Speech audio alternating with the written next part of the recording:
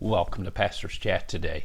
Well, we're looking at a new psalm today, Psalm 58. Psalm 58, from the title, we know it was written to the chief musician. It was a psalm that was to be used in the repertoire of music that would be sung in the temple of God when they worship the Lord. It was set to do not destroy, which also speaks of the fact that David is concerned about people that would be destroyed unjustly by those who would seek to kill them and gain maybe popularity, gain power, gain influence in a corrupt way.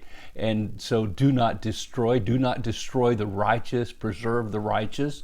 It speaks of that. It's a title that really you read several times through the Psalms, in several of the Psalms, and David's just simply saying, I want to remember this is a psalm, a song that we are reminding ourselves we're asking God not to destroy the nation of Israel, not to destroy the righteous. And then, of course, it says it's a Michtam of David. And David said, this is a psalm that I want written in our hearts. I want it to be remembered. I want it to be written in stone in our hearts so that it's always there to remind us that we have a God who will vindicate us, who will help us. This psalm is also called an imprecatory psalm. It's a psalm that when you read about the imprecatory psalms, David is asking for justice. He's asking for God to bring justice upon the wicked and to vindicate the righteous. So it's one of those psalms. Also, as far as the background historically of this psalm, we don't get that indication from the title exactly when this psalm took place. Some believe it took place possibly when David is fleeing from Saul. And Saul, as you know, as he gained in his power and influence, he went from a very humble man to a very proud man to a very vindictive man. And he surrounded himself with a bunch of people who loved their positions of power. They loved their positions of influence on the king. And they became liars. They would say to the king what he wanted to hear, and they gained positions of power. They didn't want to lose it. That's why they were so jealous of David, and they egged Saul on throughout those years when he pursued after David. And you just have to kind of read that in. And so it was a time when Saul, the longer he was king for 40 years, and the longer he was king, the more corrupt the kingdom became. So some believe that it was written in those corrupt years, and David is being illegally pursued.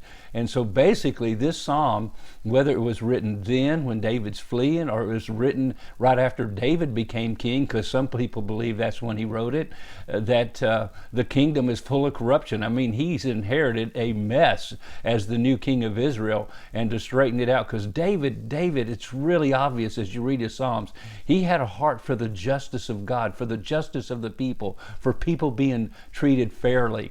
And so then some others believe it was written after Absalom had his revolt, and David's dealing with the corruption of the people then. And so let's listen to at least these first 5 verses today, and you'll get the sense what this psalm's about, because it definitely is about the abuse of power and the abuse of justice in the land. Man, it reminds us of the corruption that we're dealing with in this nation today. So listen to these verses. Verse 1, do you indeed speak righteousness, you silent ones? Do you judge uprightly, you sons of men? No, in heart you work wickedness. You weigh out the violence of your hands in the earth. And then David kind of describes them. The wicked are estranged from the womb. They go astray as soon as they are born, speaking lies. And their poison is like the poison of a serpent. They are like the deaf cobra that stops this ear, which will not heed to the voice of charmers, charming ever so skillfully.